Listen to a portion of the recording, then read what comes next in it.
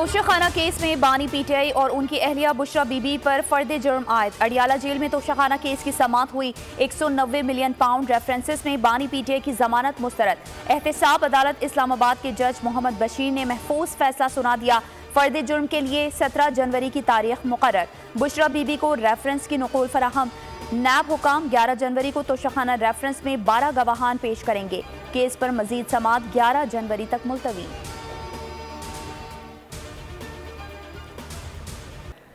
शुमाली वज़ीरिस्तान में शहीद हवालदार मोहम्मद ज़ाहिर की नमाज जनाजा आबाई इलाके मर्दान में अदा कर दी गई। फौजी एजाज़ के साथ सुपुर्द खाक।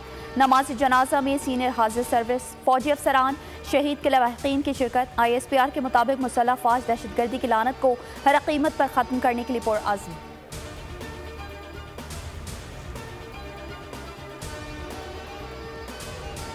और मुल्क में सर्दी की शिद्दत में मजीद इजाफा। शुमाली बलूचिस्तान में बर्फबारी, पहाड़ों पर चांदी बिखर गई। बारिश ने ठंड मजीद बढ़ा दी। पंजाब, खैबर पख्तूनख्वा और बालाई सिंध शदीद धुंध और स्मॉग की लपेट में। फ्लाइट ऑपरेशन मुतासिर, 15 परवासें मनसूख करना पड़ गईं। पंजाब में कल से स्कूल खोलने का फैसला। औकात 9:30 बजे कर दिए गए। कराची को मगरबी हवाओं ने लपेट में ले लिया।